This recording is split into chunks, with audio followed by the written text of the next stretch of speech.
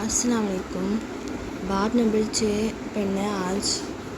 پانی سے گارا اور دنیا کے پہلے قاتل کو سزا سنائی تھی خود منصف اعلیٰ نے۔ کیا وہ موت تھی؟ نہیں، بلکہ وہ زندگی تھی۔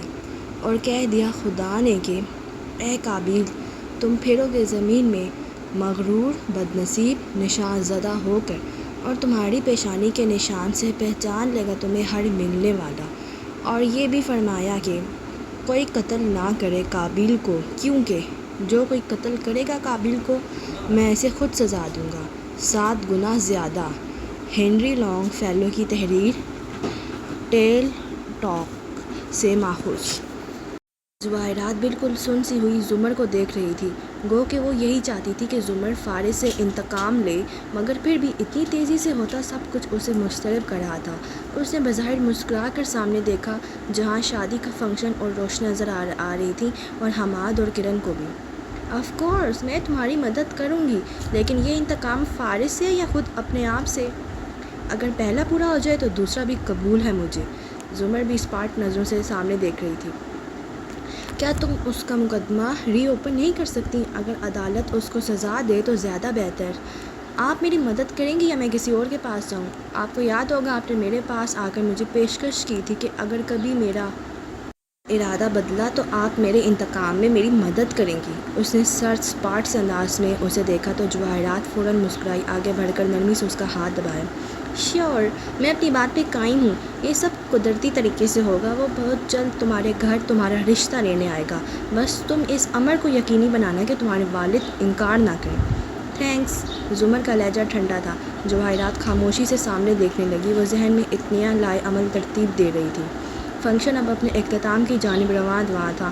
سعدی حنین کے ساتھ خاموشی سے بیٹھا، گائے بگائے دور کھڑی ہلکی آواز میں باتیں کرتی زمر اور جواہرات پہ نظر ڈال لیتا۔ جواہرات نے اسے خود کو دیکھتا پایا تو نزاکت سے مسکرائی۔ سعدی جبراً مسکرایا اور رخ پھیرا تو حنین پہ نظر پڑی۔ وہ گردن ذرا موڑ کر دور ہاشم کو دیکھ رہی تھی، آنکھوں میں ناپسندیدگی ابھری، چہرہ حنین کے قریب کیا۔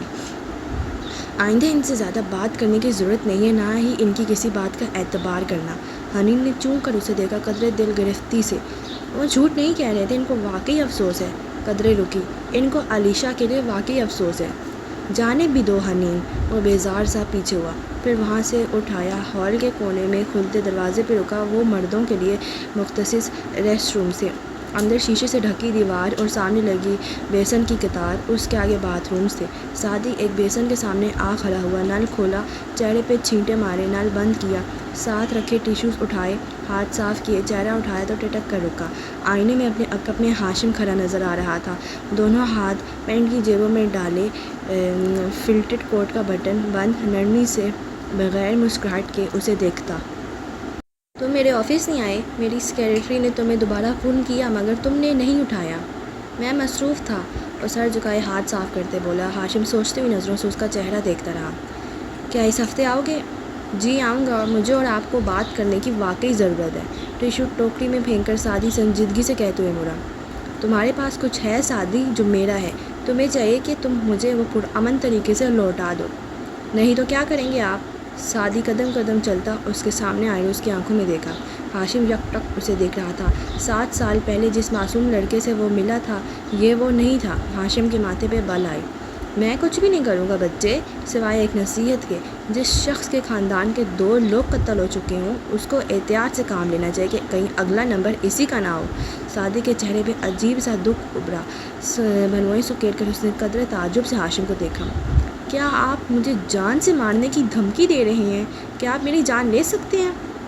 ہاشم نے جیب سے ہاتھ نکال کر عادتاً سعدی کا شانہ تھپ تھپانے کو آگے بڑھایا، مگر جیسے اس کا ہاتھ سعدی کے کندھے کو چھوا وہ کرنٹ کھا کر ایک دم پیچھے ہوا، دونوں ہاتھ اٹھا دیے اور بہت ضبط سے ایک ایک لفظ چبا کر بولا، اپنے ان ہاتھوں سے مجھے مت چھوئے گا۔ ہاشم کا ہاتھ ہوا میں مہلک رہ گیا، پھر اس نے سخت تاثرات کے ساتھ سر کو خم دیا، ہاتھ نیچے واپس کر لیا اور ہٹ کر کھڑا ہو گیا۔ سعدی تیزی سے باہر نکل گیا۔ ہاشم نے ایک نظر اپنے خالی ہاتھ کو دیکھا، وہ سفید تھے، پتلی انگلیاں باقاعدگی سے مینیکیور شدہ۔ اس نے ہلکا سا سر جھٹکا، دل میں گہرا کرب اترا۔ کیا وہ دونوں واقعی واپس نہیں جا سکتے، اچھے وقتوں میں واپس؟ وہ باہر آیا تو نوشیرہ بیزار سا کھڑا دور کرسی پہ بیٹھی حنین اور سعدی کو گھور رہا تھا، جیسے بس نہ چلتا اور دونوں بہن بھائی کو گولی مار دے۔ کیا بکواس کی تھی میں نے، اس کی بہن کا پیچھا چھوڑ دو، اس نے آ کر سختی سے شیرو سے کہا تو شیرو نے گھبرا کر بھائی کو دیکھا، پھر لاپرواہی سے شانے جھکا دی۔ مجھے کیا؟ ہاشم نے گھور کر اسے دیکھا۔ تمہیں ابھی تک اس شہری ٹراما سے نہیں نکلے شیرو، بہت ہو گیا۔ اس کی وجہ سے میں شہری کو کبھی نہیں پا سکوں گا، پچھلے ایک ہفتے سے یہی سوچ سوچ کر میرا دماغ کھول رہا ہے، اور آپ کہتے ہیں بہت ہو گیا؟ او پلیز، ہاشم نے بیزار سے ہو کر سر جھٹکا، ہمارے پاس اس سے بڑے مسائل ہیں۔ اور کیا مسئلہ ہے؟ آپ نے کہا تھا وہ آپ کے ڈاکیومنٹس نہیں کھول سکے گا۔ پھر نوشیروان حیران ہوا، مگر وہ جانتا ہے کہ میرے ہاتھ پہ کس کس کا خون ہے، کہتے ہوئے اپنے ہاتھوں کو دیکھ رہا تھا۔ نوشیروان کے آبرو تعجب سے تنے۔ وہ وارث غازی کی فائلز وغیرہ کے پیچھے تھا، فارس کو باہر لانے کی کوشش کر رہا تھا، مگر اسے یہ کیسے پتہ چل سکتا ہے کہ آپ کسی قتل میں ملوث؟ اسے معلوم ہے شیرو، اور فی الحال یہی سب سے بڑا مسئلہ ہے، مگر ہاں تم اس کو نہیں چھیڑو گے، میں سب سنبھال لوں گا۔ تم کچھ نہیں کرو گے، برہمی سے اس کو تنبیہ کی۔ نوشیروان نے لاپرواہی سے شانے اچکائے۔ اوکے، اور پھر سے انہی نظروں سے دور بیٹھے سعدی کو دیکھنے لگا۔ وہ لوگ اب گھر جانے کی تیاری کر رہے تھے، فنکشن ڈھلتے چاند کی طرح دم توڑ رہا تھا، آگے اندھیری رات تھی۔ کب سے ہیں ایک حرف پہ نظریں جمی ہوئی، وہ پڑھ رہا ہوں جو نہیں لکھا کتاب میں۔ زمر شادی کی تقریب سے لوٹی تو اس کی ہدایت کے مطابق صداقت پروسیکیوٹر بصیرت سے کیس فائلز لے آیا تھا۔ وہ ایک بڑا سا ہانس تھا جو اس کی کمرے کے فرش پہ رکھا تھا۔ وہ ابا کو سلام اور شبہ خیر ایک ہی سانس میں کہہ آئی۔ دروازہ مقفل کیا، پرس پڑے پھینکا، پھر الماری کھولی، نچلے خانے سے ایک چھوٹا ڈبہ نکالا جس میں سے اخبار کے تراشے اس صبح نکل کر باہر جا گرے تھے جب فارس بری ہوا تھا۔ وہ صبح جب سب کچھ بدل گیا تھا۔ ڈبہ اس نے بڑے باکس کے قریب اوندا رکھا تھا، کاغذ تراشے نوٹس کا ڈھیر لگ گیا۔ پھر اس نے باکس بھی الٹا دیا، جھک کر جوتوں کے اسٹریپ کھول کر انہیں پڑے اچھالا، گھنگھرالے بالوں کا گول مول جوڑا بنا کر وہ نیچے بیٹھ گئی۔ جلدی جلدی ان چیزوں کو الٹ پلٹ کرتی وہ کچھ تلاش کر رہی تھی، آبرو بھنچے ہوئے، لب سختی سے پیوست، آنکھوں میں غصہ۔ پھر ڈھیر تلے سے اس نے ایک تصویر نکالی، پھر دوبارہ ہاتھ مارا۔ یہ رہی دوسری تصویر۔ ضبط بھری سانس لی، تصویر لے کر اٹھی، ننگے پاؤں چلتی دیوار تک گئی جہاں اونچا اور چوڑا سا گرین بورڈ آویزاں تھا۔ زمر نے ایک پن اتاری اور پہلی تصویر وہاں سامنے لگائی، پھر دوسری بھی۔ قدرے پیچھے ہٹ کر تندہی سے ان کو دیکھا۔ زرتاشا غازی اور وارث غازی، یہ اس کا بورڈ تھا اور ابھی اسے یہ بھرنا تھا۔ وہ واپس پلٹ آئی، نیچے ڈھیر لگی چیزوں کو اٹھا کر اسٹڈی ٹیبل پہ رکھا، ترتیب سے، سلیقے سے۔ اندر اٹھتا ابال کچھ کم ہوا تھا۔ اسے معلوم تھا اسے کیا کرنا ہے، مگر پہلے حجت تمام کرنی تھی، اپنے ضمیر کو مطمئن کرنا تھا کہ ہاں واقعی ہر راستہ بند ہونے کے بعد میں نے یہ قدم اٹھایا ہے۔ انصاف کے دروازے بند ہوئے تو میں انتقام کی طرف آئی۔ وہ سپاٹ سنجیدہ چہرے کے ساتھ کرسی پہ بیٹھ گئی، کاغذ کا پھلندا سامنے رکھا، ٹیبل لیمپ آن کیا۔ پہلے صفحے کی پیشانی پہ درج تھا، سرکار بنام فارس غازی۔ زمر کی نگاہیں لفظ لفظ عبور کرتی گئیں۔ کھڑکی کے باہر رات گہری تھی اور ہر گزرتا پل اس کو مزید اندھیرا کرتا جا رہا تھا، یہاں تک کہ وہ تاریکی کی انتہا کو پہنچ گئی، اتنی سیاہ کہ جیسے ساری روشنیاں دم توڑ گئی ہوں اور پھر پھوٹ گئی۔ صبح کی پہلی کرن نمودار ہوئی، روشنی کو جیسے کوئی زن مل گیا اور وہ پھیلتی گئی، قطرہ قطرہ، کرن کرن، اور پھر روشنی بھی خوب تیز ہو کر پرانی ہو گئی۔ سفید ٹی شرٹ اور نیلی جینس میں ملبوس سعدی نے جب زمر کے کمرے کا دروازہ کھٹکھٹایا تو سورج سوا نیزے پہ تھا۔ اتوار کی سست صبح آج بھی سست تھی۔ اس کو پچھلے اتوار کی صبح یاد آئی جب زمر اس کے ریسٹورنٹ آئی تو اس سے گردے کے بارے میں سوال کیا تھا۔ وہ اداسی سے مسکرایا، پھر سر جھٹکا۔ دروازہ دوبارہ بجایا، کوئی جواب نہیں۔ سعدی نے آہستہ سے دروازہ دھکیلا تو وہ کھلتا چلا گیا۔ اندر کا منظر واضح ہوا، فرش پہ بے شمار کاغذ بکھرے ہوئے تھے، تصاویر، فوٹو اسٹیٹ۔ وہ آہستگی سے چلتا اندر آیا، تعجب سے سر اٹھا کر دیوار کو دیکھا۔ بورڈ بھرا ہوا تھا، اوپر فارس اور زرتاشا کی تصاویر اور ان کے آگے پیچھے، اوپر نیچے بے شمار تراشے کاغذات اور اسٹکی نوٹس چسپاں تھے۔ سرکار بنام فارس غازی سے متعلقہ شہادتیں، ثبوت ناتمام، جوابات ناکافی، گواہیاں، سب وہاں مختصراً سجا تھا۔ سعدی نے گردن موڑ کر اسٹڈی ٹیبل کی طرف دیکھا، وہاں بھی فائلز بکھری تھیں اور ایک کھلی فائل پہ سر رکھے وہ سو رہی تھی، آنکھیں بند، ناک کی لونگ چمکتی ہوئی اور ڈھیلا جوڑا کھل کر بکھر چکا تھا۔ وہ ہلکا سا مسکرایا، پھر قریب آیا، میز کے کنارے ہاتھ رکھ کر جھکا۔ پھپھو، سعدی نے نرمی سے اس کے سر پہ ہاتھ رکھا، آپ کی طبیعت ٹھیک ہے؟ میں آپ کا سر دبا دوں؟ کہہ کر سر اٹھانے لگی تو وہ سیدھا ہوا۔ بند آنکھوں سے چہرے سے بال ہٹاتی سیدھی ہو بیٹھی، لٹے کان کے پیچھے ارسی، آنکھوں کو کوڑوں سے مسئلہ، پھر چہرہ موڑ کر گلابی خوابیدہ آنکھوں سے اسے دیکھا، ہلکا سا مسکرائی۔ تم کب آئے؟ اب بھی؟ مجھے رات کو لگا تھا آپ ٹھیک نہیں ہیں، آپ کچھ پریشان لگ رہی تھی۔ ذہن کے پردے پہ جواہرات سے بات کرتی زمر ابھری، پھر ایک فکرمند نگاہ بکھرے کاغذوں پہ ڈالی۔ آپ کیا کر رہی ہیں زمر؟ اوہ، اس نے ادھر ادھر دیکھا۔ یہ پروسیکیوٹر بصیرت مجموعی ہیں۔ وہ کسل مندی سے اٹھی اور چیزیں سست روی سے سمیٹنے لگی۔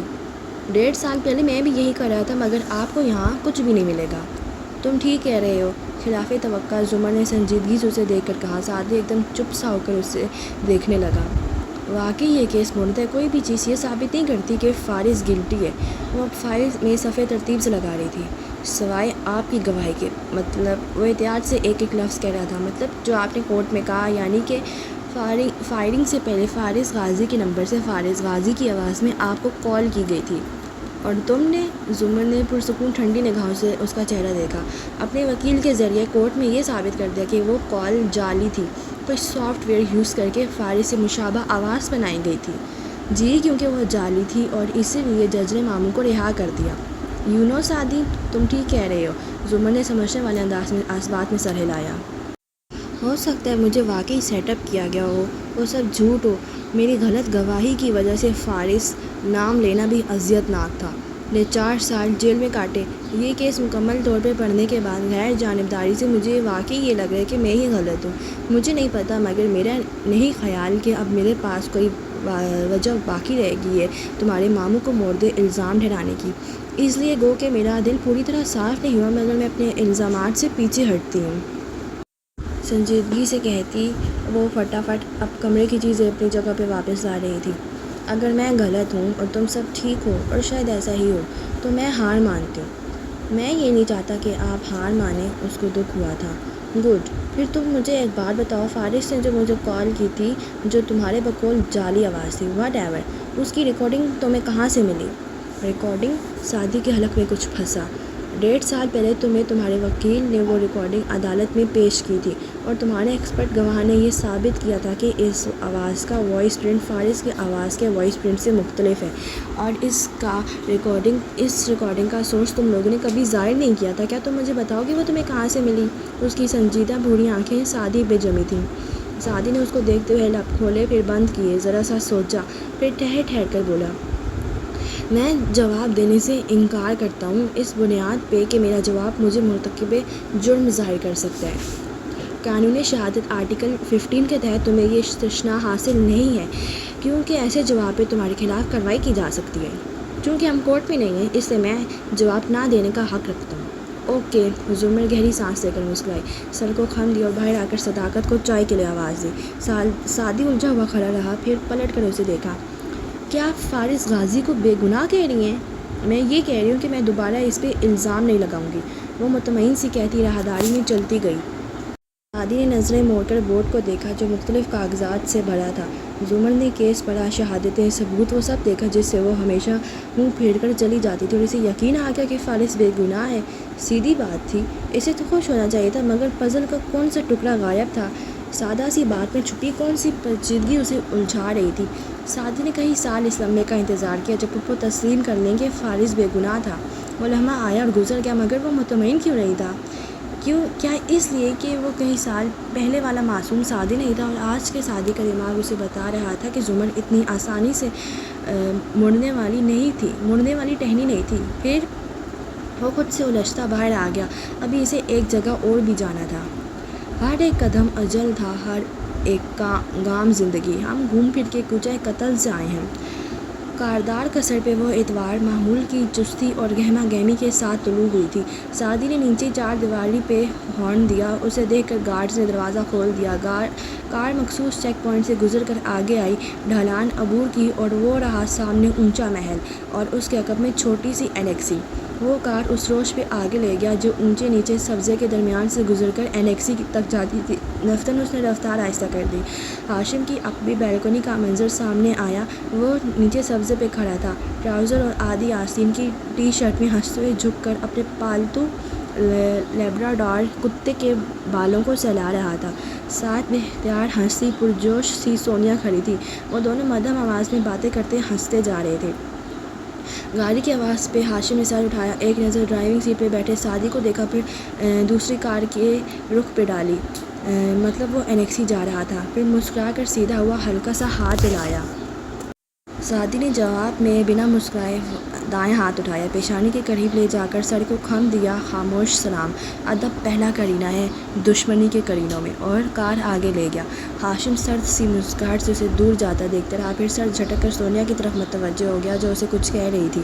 سعدی نے کار انیکسی کے قریب کھڑی کی، پیچھے دیکھے بغیر برآمدے میں آیا، بیل دبائی، بجلی نہیں تھی، گھنٹی نہیں بجی۔ اس نے دروازہ کھٹکھٹایا، جواب ندارد۔ اس نے انتظار نہیں کیا، چابی اس کے پاس تھی، فارس نے جیل کے زمانے سے اسے دے رکھی تھی۔ اندر آیا تو گھر خاموش تھا، وہ قدرے حیران سا ایک کمرے سے دوسرے تک گیا۔ باہر فارس کی کار تو کھڑی تھی، پھر ادھر ہوں نیچے، فارس کی آواز آئی تو وہ چونکا، پھر گہری سانس لے کر بیسمنٹ کو جاتی سیڑھیوں تک آیا۔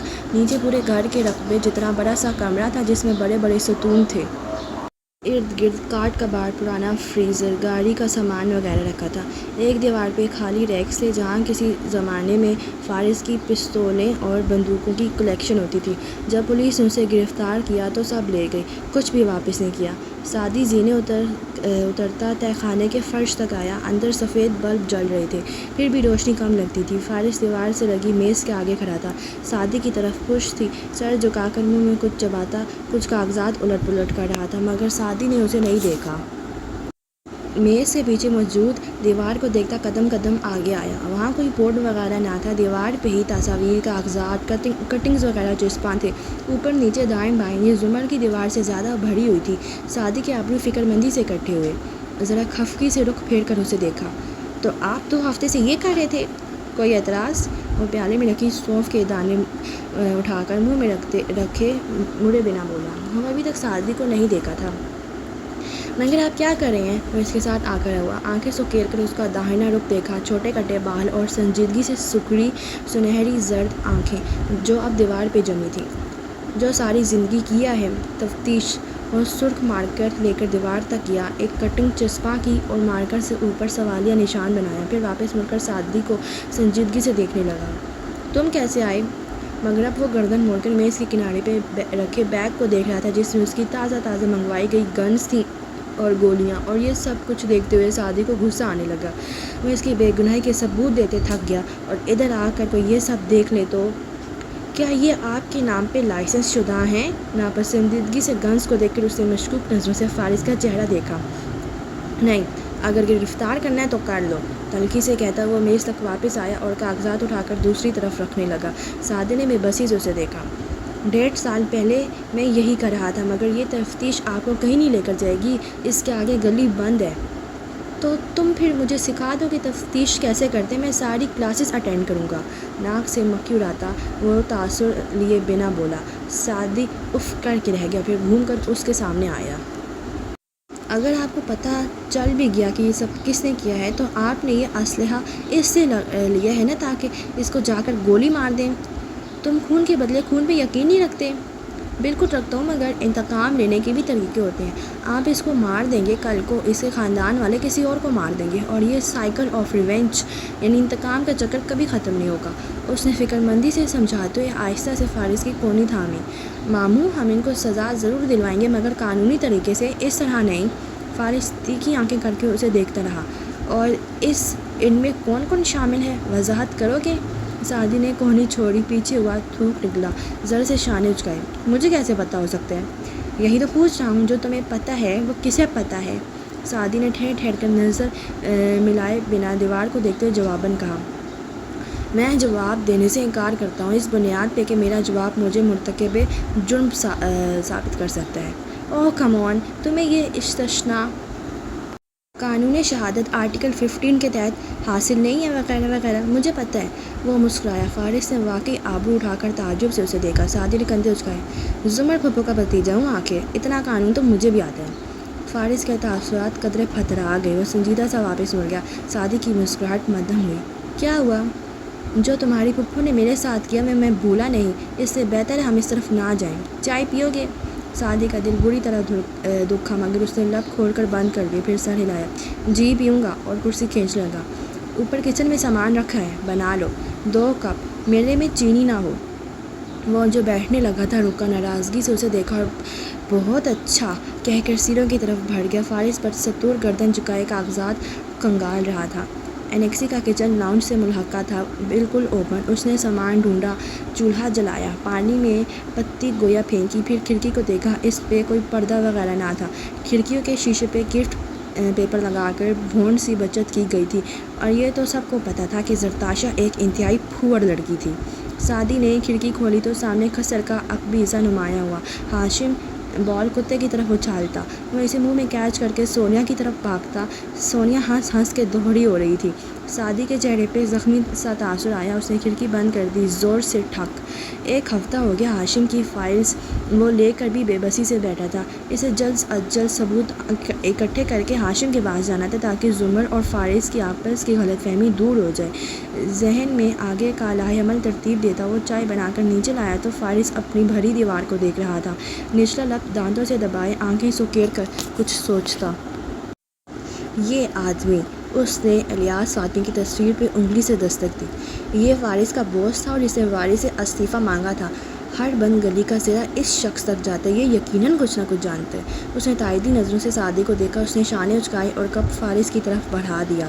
فارس نے گونج بھرا، پھر بدمزگی سے اسے دیکھا۔ اس میں چینی ہے۔ اوہ، میں بھول گیا، سوری۔ سعدی نے معصومیت سے معذرت کی، کرسی پہ بیٹھا اور اپنے کپ سے گھونٹ بھرنے لگا۔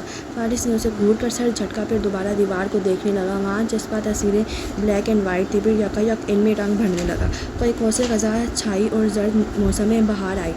فارس بالکل خاموش سا ان تصویروں کو دیکھتا گیا، یہاں تک کہ وہ چلنے پھرنے لگیں، گویا 4 سال پہلے کے مناظر بھی ان کے آس پاس پیش آ رہے ہوں۔ شہر ہوا میں جلتے رہنا، اندیشوں کی چوکھٹ پر رات گئے تک الجھے رہنا، بے مفہوم خیالوں میں۔ 4 سال قبل، وارث غازی کے قتل کے 7 دن بعد۔ قصرِ کاردار کے لیونگ روم کی اونچی کھڑکیوں سے دھوپ چھن کر آ رہی تھی۔ اورنگزیب کاردار بے گرے تاثر اور خفا آنکھوں کے ساتھ فون پہ بات کر کے ہٹے، موبائل پھینکنے کے انداز میں صوفے پہ اچھالا، ٹائی کی نوٹ ڈیلی کی ضبط کرتے ہوئے صوفے کے آگے 2-3 چکروں میں ٹہلے۔ دفتن بیل کی ٹک ٹک آتی سنائی دی۔ اورنگزیب نے پلٹ کر خوش غمی نگاہوں سے دیکھا۔ راہداری سے جواہرات چلتی آ رہی تھی، بند گلے کا سفید لمبا گاؤن پہنے، دبلی پتلی، اسمارٹ، جوان اور خوبصورت، یقیناً ابھی کہیں سے لوٹی آئی تھی۔ کونی پہ اٹکا پرس مسکراتے ہوئے میز پہ رکھا اور قریب آئی۔ Good evening. گاؤن کے گلے پہ لگے بٹن کو 2 انگلیوں سے چھیڑتی وہ میٹھی مسکراہٹ کے ساتھ اورنگزیب کو دیکھ رہی تھی۔ یہ فارس کے بھائی کے قتل کا کیا چکر ہے؟ پولیس میرے گھر کیوں آ رہی ہے؟ وہ سخت نظروں سے اسے دیکھ کر پوچھنے لگے۔ تمہارا مطلب ہے تمہارے بھانجے کے سوتیلے بھائی کا کیا چکر ہے؟ اور یہ کہ پولیس تمہارے گھر کی انیکسی میں کیوں آ رہی ہے؟ اوہ سوری، وہ تو تم کئی سال پہلے اپنے بھانجے کو دے چکے ہو۔ جواہرات؟ وہ بظاہر تیش سے گھرائے، مگر اس جارحیت میں مدفونہ سی جھلک تھی۔ بے فکر رہو، کوئی مسئلہ نہیں ہے۔ کچھ لوگ اس کے بھائی کی خودکشی کو قتل قرار دے رہے ہیں اور اس کا الزام فارس پہ لگا رہے ہیں۔ ٹھیک ہے، فارس قتل کے وقت پارٹی میں نہیں تھا، وہ نرمی سے کہتی آگے آئی۔ کارنر میں نبض ایکویریم تک آ رکی، گردن جھکا کر اس میں جھانکا۔ اور ٹھیک ہے، وارث کا موبائل فارس کی کار سے ملا ہے۔ وہ انگلیوں سے ایکویریم کا شیشہ بجایا، مچھلیوں میں ہلچل سی مچی۔ جواہرات مسکرائی۔ اور ہاں، وہ رسی جس سے وارث کے ہاتھ پیر باندھے گئے وہ بھی اس کے پاس سے ملی ہے، اور وہ تھا بھی تو فارس کا سوتیلا بھائی۔ مگر سیدھی ہوئی، سٹینڈ میں رکھے جار سے خوراک کی مٹھی بھری اور پانی کے اوپر کھول دی، سارے دانے پانی میں گر گئے۔ مگر اس سب سے کیا فرق پڑتا ہے؟ تمہارے بھانجے کو گنز جمع کرنے کا شوق ہے، استعمال کرنے کا تھوڑی ہے۔ یقیناً یہ خودکشی ہوگی، نام کے قتل۔ وہ دانہ ڈال کر ہاتھ ٹیشو سے صاف کرتی چمکتی آنکھوں سے مسکراتی ان کے سامنے آئی، ہے نا؟ اور غصے سے کھولتے اورنگزیب اس سے پہلے کہ مزید کچھ کہتے وہ ان کو وہیں چھوڑ کر آگے بڑھ گئی۔ تیز تیز چلتی وہ راہداری میں آگے آئی تو مسکراہٹ اضطراب میں تبدیل ہو گئی۔ کنٹرول روم کے دروازے کو کھولا تو اندر موجود خاور اور ہاشم دونوں چونکے۔ وہ دروازہ بند کر کے ہاشم کے سامنے کھڑی ہوئی اور سلگتی نظروں سے اسے گھورا۔ تمہارے باپ کی کیمپین ڈسٹرب ہو رہی ہے اس سب سے، اور وہ خوش نہیں ہے۔ دیکھ چکا ہوں۔ ہاشم نے بیزاری سے دیوار پہ نبض اسکرینز پہ سے ایک کی جانب اشارہ کیا جہاں لاؤنج کے CCTV کیمرے کی فوٹیج چل رہی تھی، بنا آواز کے ویڈیو۔ باقی اسکرینز پہ دوسرے مناظر تھے، لاؤنج کے علاوہ گیٹ، لان، بیرونی برآمدہ، جسے چند مقامات پہ ہی کیمرے نصب تھے۔ میں نہیں چاہتی کہ وہ فارس کے ساتھ کھڑا ہو جائے، اس لیے جو کرنا ہے جلدی کرو۔ ہاشم سنبھال لے گا، آپ فکر کیوں کرتی ہیں؟ وہ مضطرب سا یہ کہہ کر آگے آیا اور خاور کی کرسی کے ساتھ جھک کر لیپ ٹاپ کو دیکھنے لگا جس پہ خاور ٹھک ٹھک کام کیا جا رہا تھا۔ آج تم سعدی اور فارس کے ساتھ پروسیکیوٹر کے پاس گئے تھے، کیا کہا اس نے؟ اسے فارس کی بے گناہی کا یقین ہے کیونکہ فارس کے پاس قتل کی وجہ نہیں ہے۔ تو تمہیں ہاشم اسے قتل کروانے سے پہلے وجہ ڈھونڈ کر فارس پہ یہ سب پلانٹ کرنا چاہیے تھا۔ جواہرات گھڑائی۔ وہ تیش سے اس کی طرف مڑا۔ میں کارپوریٹ لائر ہوں، کرائے کا قاتل نہیں، اور میں نے کچھ بھی پلاننگ سے نہیں کیا تھا۔ آپ کو معلوم ہے یہ ایک غلطی تھی اور مجھے اس کو فکس کرنا ہے۔ رک کر اس نے غصے سے ماں کو دیکھتے ہوئے ایک دو سانسیں لی۔ اور یہ سب اتنے آرام سے فکس نہیں ہوگا۔ صرف فارس نہیں، خاور بھی قتل کے وقت پارٹی میں نہیں تھا۔ اسی پل دروازہ رسمی سی دستک کے ساتھ کھولا۔ ہاشم اور جواہرات کرنٹ کھا کر اس کی طرف گھومے۔ خاور بھی بے اختیار کرسی سے اٹھ کھڑا ہوا۔ اوہ آئی ایم سوری، میں انکل نے بلایا تھا تو۔ وہ زرتاشا تھی، چوکھٹ پہ رک کے واپس جانے لگی۔ آپ لوگ بزی ہیں؟ اٹس اوکے، میں بعد میں آ جاؤں گی۔ قدرے غضب سے معذرت کرتے ہوئے قدم پیچھے ہٹایا۔ باری باری سب کے چہرے دیکھے جو سفید پڑ گئے تھے۔ نہیں، ہم بس بات کر رہے تھے۔ ہاشم نے تھوک نکلا۔ چہرے پہ زبردستی لاتا مسکراہٹ آگے آیا مگر اڑی رنگت اور آنکھوں میں آتی پریشانی دبا نہیں پا رہا تھا۔ سوری، میں ایسے ہی آ گئی۔ وہ ذرا شرمندہ، ذرا سوچتی الجھتی نگاہوں سے ان کو دیکھ رہی تھی۔ وہ آپس میں اتنے الجھے ہوئے تھے کہ اسے آتے سیکوینس کی فوٹیج میں نہیں دیکھا۔ اف، کوئی بات نہیں، ہم ایک خاندان ہیں۔ جواہرات پھیکا سا مسکرائی، اپنی جگہ سے وہ ایک انچ بھی نہیں ہل پا رہی تھی، کہیں اس نے کچھ سن تو نہیں لیا۔ انکل فارس کے بارے میں پوچھ رہے تھے، وارث بھائی کے کیس کی پیش رفت وغیرہ؟ یہی آپ سے پوچھنے آئی تھی، مجھے تو کچھ بتاتا ہی نہیں ہے۔ کہتے کہتے اسے ترچھی نظر خاور پہ ڈالی جو بالکل دم سادے کھڑا تھا۔ ساؤنڈ پروف دروازے کھولتے وقت آخری فقرہ کان میں پڑا تھا۔ صرف فارس نہیں، خاور بھی اس وقت پارٹی میں نہیں تھا۔ ہاشم گلا کھنکار کر صاف کرتا باہر آیا۔ زرتاشا بھی چوکھٹ سے ہٹ کر راہداری میں آ کھڑی ہوئی۔ ہاشم نے بات شروع کرنے سے قبل ذرا احتیاط سے اسے دیکھا۔ وہ 24-25 برس کی خوش شکل، سیاہ آنکھیں اور اسٹیپ میں کٹے بالوں والی لڑکی تھی۔ اس وقت آبرو ذرا الجھن سے سکوڑ کر اسے دیکھ رہی تھی۔ ہم سب کو پتہ ہے کہ فارس بے گناہ ہے، اس کی گاڑی سے کچھ ملنے سے ثابت نہیں ہوتا زرتاشا، وہ کافی سنبھل کر اس کی آنکھوں میں دیکھ کر کہہ رہا تھا۔ رہی بات پروسیکیوٹر کی تو وہ خواہ مخواہ فارس پہ شک کر رہی ہے اور اس کو بار بار سوال جواب کے لیے اپنے پاس بلا رہی ہے۔ پروسیکیوٹر زمر سعدی کی پھپھو، ابھی دوپہر کو بھی فارس وہیں تھا۔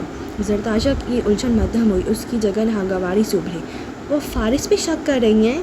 اس نے فارس کو کہا کہ وہ اسے اپنی ایلیبائی لڑکی سے ملوائے۔ اس کو فارس کی بے گناہی کا ثبوت چاہیے۔ اب معلوم نہیں کتنے دن وہ بیچارہ اس کے آفس کے چکر لگاتا رہے گا، مگر زمر کو کون سمجھائے؟ تو جب تک اس کو یقین نہیں آئے گا وہ فارس کو اپنے پاس بلواتی رہے گی۔ اور تیزی سے اسے دیکھتی بولی، او کم آن۔ ہاشم نے بے پرواہی سے سر جھٹکا۔ روز کے چند گھنٹے اس کے ساتھ گزار لینے سے ان کے درمیان کوئی پرانی بات پھر سے نہیں شروع ہو جائے گی۔ بھروسہ کرو اپنے شوہر پہ۔ اور ہاشم کے لیے الفاظ تاش کے پتے تھے، آگے پیچھے الٹ پلٹ کر کے ان کو ترتیب دیا۔ مرضی کے سامنے لایا، مرضی کے چھپا گیا اور مرضی کا مطلب نکال لیا۔ زرتاشا لب بینچے ضبط سے واپس مڑ گئی۔ وہ فوراً اس کے پیچھے آیا۔ سنو، تمہیں بھی فارس پہ شک ہے؟ بے شک وہ پارٹی میں اس وقت نہیں تھا، مگر وہ دونوں ساتھ ساتھ راہداری میں چل رہے تھے جب ہاشم نے پتے پھر سے سجائے، مگر وہ تیزی سے اس کی طرف گھومی۔ صرف فارس کیوں؟ خاور بھی تو پارٹی میں نہیں تھا، پھر پولیس صرف فارس کے پیچھے کیوں آ رہی ہے؟ اس نے جو سنا تھا اگل دیا، مگر ہاشم تیار تھا اور بظاہر حیرت سے سر آسمان میں لایا۔ واقعی عجیب بات ہے، میں ابھی ممی سے یہی کہہ رہا تھا کہ خاور بھی اس وقت نہیں تھا اور بھی کچھ لوگ نہیں تھے، مگر اور کون؟ اس نے تیزی سے بات کاٹی۔ یہی ہمارے کچھ دوست، مگر میری پارٹی کوئی ایسا پیمانہ تو نہیں ہے کہ جو اس میں نہیں ہوگا وہی قاتل ہے، لہٰذا اسے پہ شک کیا جائے۔ یو نو وٹ، یہ فارس پہ شک، پروسیکیوٹر کی اس سے تفتیش، یہ سب جان بوجھ کے کیا جا رہا ہے۔ مجھے نہیں بچتا۔ وہ لچتی ہوئی باہر نکل گئی۔ ہاشم کھڑا اسے جاتے دیکھتا رہا۔ وہ واپس آیا تو دم سادے کھڑی۔ جواہرات تب تک نہیں بولی جب تک اس نے دروازہ بند کر کے لاک نہ کر دیا۔ پھر گہری سانس لے کر ان دونوں کی طرف گھوما۔ اس نے کوئی نقصان پہنچانے والی بات نہیں سنی۔ میرا حساب جواب دے رہے ہیں ہاشم، جواہرات چیخ پڑی۔ اس سب کو ختم کرو، فارس پہ سخت الزام ثابت کرواؤ، اسے جیل بھجواؤ تاکہ میں سکون کی نیند سو سکوں۔ جانتا ہوں، وہ سنجیدگی سے کہتا خاور کے لیپ ٹاپ تک آیا اور سوال کی نظروں سے اسے دیکھا۔ کہاں تک پہنچا کام؟ ہو گیا ہے سر۔ وہ تابیداری سے اسکرین پہ اسے کچھ دکھانے لگا۔ جواہرات سامنے کھڑی تھی، فکر مند الجھی ہوئی سی ان کو دیکھنے لگی۔ تم لوگ کیا پلان کر رہے ہو؟ باہر لان میں زرتاشا سینے پہ بازو لپیٹے سر جھکائے کسی عجیب کشمکش میں چلتی جا رہی تھی۔ دفتر نوازوں پہ رکی، گردن گھما کر دیکھا۔ لان کے کنارے مصنوعی آبشار تھی۔ وہ اس وقت بند تھی اور اس کے اسٹیپ پہ شہرین بیٹھی تھی، ٹائٹس کے ساتھ سرخ کافتان نما شرٹ پہنے۔ وہ چنگم چباتی سر جھکائے موبائل کے بٹن دبا رہی تھی۔ زرتاشا نے لمحے بھر کو سوچا کہ اس کی شرٹ، گردن کی مالا، کلائی کا کڑا اور یہ لانگ شوز، یہ کس برانڈ کے ہوں گے؟ مگر پھر اس نے سر جھٹکا اور اس طرف آئی۔ شہری نے چن کر سر اٹھایا، پھر آنکھیں سکیڑ کر اسے دیکھتے چہرے پہ سامنے کو آئے سنہری بال پیچھے ہٹائے۔ ہیلو زرتاشا، وہ کروفر سے مسکرائی۔ کیا تم مجھے سونے کی برتھ ڈے پارٹی کی ویڈیو دے سکتی ہو؟ مجھے اپنی کزنس کو تمہاری ساڑی دکھانی ہے۔ ایکسٹرا کاپی ہوگی نا تمہارے پاس؟ شیور، خاور نے مجھے بہت سی CDs دی تھی، میں میری NGO کے ہاتھ بھجواتی ہوں۔ تفاکر شانے اچکائے۔ زرتاشا نرمی سے تھینکس کہہ کے آگے بڑھ گئی۔ چلنے ہی کو ہے ایک سموم ابھی، رقص فرما ہے رو بربادی۔ تم ایک تیر سے کتنے شکار کرنا چاہ رہے ہو ہاشم؟ اگر کچھ غلط ہو گیا تو؟ پھر سے سن لیں، پلان کچھ غلط نہیں ہوگا۔ ہم زمر پہ فائرنگ کریں گے، گن فارس کی استعمال ہوگی۔ ہوٹل کے جس کمرے سے گولی چلے گی وہ بھی اسی کے نام پہ ہوگا۔ گن پہ فارس کے فنگر پرنٹس بھی ملیں گے، اور اگر وہ مر گئی تو؟ جواہرات کو ہول اٹھ رہے تھے۔ اس کو نہیں ماننا ہم نے ممی، وہ بظاہر فارس سے تفتیش کر رہی ہے، اس پہ شک کر رہی ہے۔ ایسے میں زمر کو یہ حملہ ایک مجرم کو خود کو چھپانے کا حربہ لگے گا۔ وہ یہی سمجھے گی کہ اگر گرفتاری کے خوف سے فارس نے یہ سب کیا ہے، اور اگر اس نے فارس کے خلاف سازش سمجھا تو؟ ہاشم پہلی دفعہ کھل کر مسکرایا اور خاور کو دیکھا، وہ بھی مسکرایا۔ جواہرات نے باری باری دونوں کو دیکھا۔ کیا میں کچھ مس کر رہی ہوں؟ زمر کبھی بھی نہیں سمجھے گی کہ یہ فارس کے خلاف سازش ہے، وہ فارس کو ہی قصوروار سمجھے گی، کیونکہ یہ بات فارس اسے خود کہے گا۔ اوکے، اور فارس اسے یہ بات کیوں کہے گا؟ جواہرات اب ذرا اکتانے لگی تھی۔ وہ اس طرح ممی کہ ہم فارس کی طرف سے زمر کو یہی بات کہلوائیں گے۔ ہرگز نہیں ہاشم، جواہرات نے کوفت سے سر جھٹکا۔ زمر کو آج بھی فارس کی بے گناہی کا یقین ہے، کل بھی ہوگا۔ ہم اس کو فارس کی طرف سے کال کریں گے، کہتے ہوئے ہاشم نے خاور کی طرف اشارہ کیا۔ خاور نے لیپ ٹاپ اسکرین جواہرات کے سامنے کی، وہ متشبہ نظروں سے اسے دیکھتی قریب آئی۔ کیا تم دونوں وضاحت کرنا پسند کرو گے؟ خاور نے سر کو اسبات میں سر ہلایا اور اسکرین کو دیکھتے ہوئے مؤدب انداز میں سمجھانے لگا۔ میں نے اس سافٹ ویئر میں فارس کی تمام ریکارڈنگز ڈال دی ہیں جو میرے پاس ہیں۔ ہم پچھلے ایک ہفتے سے اس کا فون ٹیپ کر رہے تھے۔ اب دیکھیے۔ وہ چند بٹن دبا کر مزید صفحے کھولنے لگا۔ جواہرات بستور مشکوک سے اسے دیکھنے لگی۔ میں جو بھی ٹائپ کروں گا وہ فارس کی آواز میں ابھر کر سامنے آئے گا۔ ہم فارس کے فون سے پروسیکیوٹر کو کال کریں گے اور ہمارا کہا ہوا اسکرپٹ اس کی آواز میں پڑھا جائے گا۔ وہ یہی سمجھے گی کہ یہ فارس ہے اور اس پہ حملہ کرنے سے پہلے اس کے سامنے اعتراف جرم کر کے اپنی ضمیر کی آخری چبہ نکال رہا ہے، اور اس کو ختم کر کے آخری ثبوت بھی مٹانا چاہتا ہے۔ لیکن چونکہ وہ زندہ بچ جائے گی، اس لیے وہ اسی کال کو فارس کے خلاف استعمال کرے گی۔ آف کورس زمر کے پاس یہ ریکارڈنگ نہیں ہوگی، لیکن اس کو فارس کے یہ الفاظ ساری زندگی یاد رہیں گے۔ اس بنیاد پہ وہ اسے جیل بھی بھجوائے گی اور اس کے خلاف سب سے بڑی گواہ ہوگی۔ ہمیں کچھ بھی نہیں کرنا پڑے گا، وہ دونوں ایک دوسرے کے سب سے بڑے دشمن بن جائیں گے۔ جواہرات قدرے چمپے سے دونوں کے چہرے دیکھنے لگی، لب دانتوں سے کاٹے وہ کافی متفکر نظر آ رہی تھی۔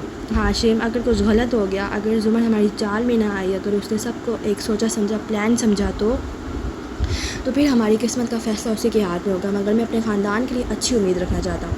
وہ شانے اچکا کر اسپاٹ سا نظر آنے لگا۔ جواہرات نے بدقت مسکرا کر سر ہلایا، مگر وہ ابھی بھی خوش نہیں تھی۔ آنکھوں میں شدید اضطراب تھا۔ پھر یکایک کسی خیال کے تحت اس نے چونک کر ہاشم کو دیکھا۔ لیکن ایک بات میری سمجھ میں نہیں آئی، اگر فارس نے واقعی وارث کا قتل کیا ہے اور وہ زمر کے سامنے اپنی کال میں اعتراف جرم بھی کر لے گا، تو بھی وجہ قتل کیا ہوگی؟ کم از کم اس سارے پلان میں مجھے وجہ قتل نہیں نظر آ رہی۔ ہاشم کے تاثرات قدرے سخت ہو گئے، اس کی آنکھیں سکڑ گئی، ان میں ایک عجیب سا جذبہ ہلکورے لینے لگا۔ اس نے گردن موڑ کر دروازے کی طرف دیکھا جہاں سے ابھی زرتاشا واپس گئی تھی، اور پھر دوبارہ ماں کی طرف رخ پھیرا۔ جب وہ بولا تو اس کی آواز میں زخمی پن سا تھا۔ وجہ قتل سامنے ہے اور میں اس کو اس سب میں فٹ کر لوں گا، بھروسہ رکھیے ہاشم ہر چیز سنبھال سکتے ہیں۔ جواہرات بس اس کو دیکھ کر رہ گئی۔ اس نے سوچا کہ وہ ہاشم سے پوچھے کہ وہ وجہ قتل کیا بنا رہا ہے، لیکن پھر اس سے پوچھا نہیں گیا۔ دل پر پڑے بوجھ بڑھتے جا رہے تھے۔ وہ بے دلی سے اٹھ کر وہاں سے آ گئی۔ باہر آئی تو اورنگزیب لاؤنج میں بیٹھے تھے، ان کے سامنے۔ جواہرات نے چہرے پہ مصنوعی مسکراہٹ ویسے ہی سجا لی اور بڑی تمکنت سے آگے بڑھ کر صوفے پہ بیٹھ گئی، ٹانگ پر ٹانگ رکھی، بازو صوفے کے ہتھے پہ جمایا اور مسکرا کر انہیں دیکھنے لگی۔ ان کے تنے تاثرات مزید تن گئے۔ قدرے مدافعانہ سی جہاریت سے وہ اس کو دیکھ کر بولے، ہاشم سے کہو جلد سے جلد یہ معاملہ ختم کرے، میں اس وقت اس طرح کا کوئی اسکینڈل افورڈ نہیں کر سکتا۔ جواہرات نے مسکرا کر اس بات میں سر کو خم دیا، کم از کم اس معاملے میں وہ دونوں متفق تھے۔ راستے دیار دل کے بھی کتنے عجیب تھے، سب رہرو تھے، کوئی یہاں رہنما نہ تھا۔ الیکسی کے بھائی شام گہری ہو رہی تھی، بالائی منزل کے ماسٹر بیڈ روم میں بیڈ کے کنارے بیٹھی زرتاشا کے چہرے پہ سوچوں کا جال تھا۔ وہ ہتھیلی پہ ٹھوڑی گرائی انگلی پہ سامنے کی لٹ لپیٹتی دور کسی غیر مرئی نقطے کو دیکھ رہی تھی۔ باتھ روم سے پانی گرنے کی آواز آ رہی تھی، کبھی کبھار وہ گردن موڑ کر اس طرف دیکھتی اور پھر دوبارہ سے خلا میں دیکھنے لگی۔ اس کا ذہن منقسم تھا، ہاشم سے کی گئی باتیں، زمر کا ذکر، فارس کی غیر موجودگی، سب اسے الجھا رہا تھا۔ اگر خاور کا پارٹی میں موجود نہ ہونا اتنا اہم نہیں تھا تو ہاشم نے بطور خاص اس بات کا ذکر کیوں کیا؟ پھر اس کو آتے دیکھ کر اس کے چہرے پہ اتنے فق کیوں ہو گئے تھے؟ زرتاشا کے پاس بہت سے سوال تھے، جواب ایک بھی نہیں تھا۔ دفتر فون کی گھنٹی بجی، وہ بیزاری سے اٹھی اور گھوم کر سائڈ ٹیبل تک آئی۔ فارس کا موبائل بج رہا تھا، اوپر لکھا نظر آ رہا تھا، میڈم زمر۔ زرتاشا کے لب بھینچ گئے، آنکھوں میں عجیب سی ناگواری ابھری۔ چند لمحے وہ فون کو دیکھتی رہی، پھر جھپٹ کر اٹھایا، زور سے بٹن پریس کر کے کان سے لگایا۔ جی فرمائیے، میں ڈسٹرکٹ پروسیکیوٹر زمر یوسف بات کر رہی ہوں۔ زمر کہتے ہوئے ذرا جھسکی، مجھے فارس سے بات کرنی ہے۔ میں فارس کی بیوی بول رہی ہوں، آپ کو فارس سے کیا بات کرنی ہے؟ زرتاشا کا لہجہ خشک اور سرد تھا۔ زمر لمحے بھر کے لیے چپ ہو گئی۔ فی الحال تو ٹھیک ہوں، لیکن جس طرح آپ میرے شوہر کے ساتھ بیہیو کر رہی ہیں، مجھے نہیں لگتا کہ اگلی دفعہ ہم اتنی خوشگواری سے بات کر سکیں گے۔ لائن پہ چند لمحے کی خاموشی چھائی رہی، پھر زمر کی آواز اٹھی تو اس میں گہرا تعجب تھا۔ سوری، میں آپ کی بات نہیں سمجھی۔ حالانکہ آپ کو سمجھنا چاہیے کہ میرا شوہر بے گناہ ہے، پھر بھی جس طرح آپ میرے شوہر کو بار بار مجرم ثابت کرنے پہ تلی ہیں، اس سب سے مجھے یہی لگتا ہے کہ آپ اسے کوئی پرانا بدلہ اتار رہی ہیں۔ آخر میرے شوہر نے آپ کا کیا بگاڑا ہے؟ وہ بامشکل غصہ ضبط کر کے کہی جا رہی تھی، اتنے دنوں کا اندر ابلتا لاوا کسی نہ کسی طرح پھٹنا ہی تھا۔ دوسری جانب زمر اچنبھے اور حیرت سے فون کو دیکھ کر رہ گئی، پھر اس کے تاثرات بھی سخت ہو گئے، آواز پارٹ ہو گئی۔ میں بالکل بھی نہیں سمجھ پا رہی کہ آپ کس طرف اشارہ کر رہی ہیں، میں صرف اور صرف فارس کی مدد کرنا چاہ رہی تھی۔ بہرحال جب فارس مجھ سے بات کرنے کے لیے فارغ ہو جائیں تو انہیں بتا دیجیے گا کہ انہوں نے کل مجھے اپنی ایلیبائی سے ملوانا ہے، اور ہاں، ان سے کہے گا کہ اگلی کال وہی ریسیو کریں، ان سے کہے گا کہ اگلی کال وہ وہی مجھے کریں، کیونکہ میرے پاس فی الحال کرنے کو بہت سے کام پڑے ہیں۔ کھٹ سے فون بند کیا۔ زرتاشا تیش سے فون کو دیکھ کر رہ گئی، پھر زور سے واپس پھینکا۔ باتھ روم کا دروازہ کھلا تو وہ چونک کر مڑی۔ فارس باہر نکل رہا تھا، تولے سے بال گیلے رگڑتا، اس کی آنکھوں اور چہرے پہ شدید اضطراب تھا۔ یقیناً اس نے یہ گفتگو نہیں سنی تھی۔ وہ قریب آیا تو زرتاشا نے بامشکل چہرے کے تاثرات نارمل کیے، ہلکا سا مسکرائی۔ میڈم پروسیکیوٹر کا فون آیا تھا، وہ چاہتی ہیں کہ آپ انہیں کال بیک کر لیں۔ فارس نے ذرا چونک کر اسے دیکھا، آنکھیں سکیر کر اس کے تاثرات پہ غور کیا۔ اور کیا کہہ رہی تھی؟ کچھ خاص نہیں۔ وہ گھوم کر بیڈ کی دوسری طرف چلے گئے اور برش اٹھا کر بالوں میں اوپر سے نیچے پھیرنے لگے، البتہ چہرے پہ ہلکی سی گھبراہٹ تھی، دل زور زور سے دھڑک رہا تھا۔ فارس جیسے آدمی کو دھوکہ دینا کم از کم زرتاشا کے لیے اتنا آسان نہیں تھا۔ وہ رخ پھیر کر بیٹھی آئینے میں اس کو دیکھتی رہی۔ فارس کا فون ملا کر اسے کان سے لگا رہا تھا، پھر پلٹ کر دو کمرے سے ملحقہ بیلکنی میں جا کھڑا ہوا۔ زرتاشا کی سماعتیں وہیں لگی تھیں، بالوں میں ہیئر برش پھیرتا ہاتھ رک گیا۔ جی السلام علیکم میڈم، کیسی ہیں آپ کا فون آیا تھا، اسے فارس کی آواز سنائی دے رہی تھی۔ وہ ہیئر برش رکھ کے دبے قدموں اٹھی اور چوکھٹ میں جا کھڑی ہوئی۔ فارس اس کی طرف پش تھی، سامنے لان نظر آتا تھا اور اس کے پار ہاشم کے کمرے کی بیلکنی۔ ہاشم کا کمرہ ہمیشہ اونچائی پہ ہوتا تھا اور ان کا کمرہ نشیب میں۔ یہ فرق زرتاشا کو آج پہلے سے زیادہ محسوس ہوا تھا۔ جی شیور میم، میں کل آپ کو اس سے ملوا دوں گا، ٹائم اور جگہ میں آپ کو ٹیکسٹ کر دیتا ہوں۔ اوکے۔ فارس شاید کچھ اور بھی کہنا چاہتا تھا، مگر دوسری جانب سے غالباً خشک لہجے میں کی گئی بات کاٹ دی گئی تھی۔ وہ خاموش ہو گیا اور پھر فون بند کر دیا۔ جب وہ پلٹا تو زرتاشا کو وہیں کھڑا پایا۔ کیا کہہ رہی تھی؟ اس نے بظاہر انجان سی بن کر پوچھا، البتہ دل زور زور سے دھڑک رہا تھا۔ فارس فون بند کرتا آگے آیا، ذرا سے کندھے اچکائے، خود بھی کچھ الجھا ہوا سا کھڑا تھا۔ کل مجھے انہیں اپنی ایلیبائی سے ملوانا ہے، اس کا بتا رہا تھا، پھر خاموش ہو گیا، جیسے اسے ابھی زمر کے خشک لہجے پہ پہلے سے زیادہ حیرت ہوئی تھی، یا پھر شاید اسے برا لگا تھا۔ کیا واقعی زمر اس کو مجرم سمجھ رہی تھی؟ کیا آپ کو یہ لگتا ہے کہ ڈی اے آپ کو مجرم سمجھتی ہے؟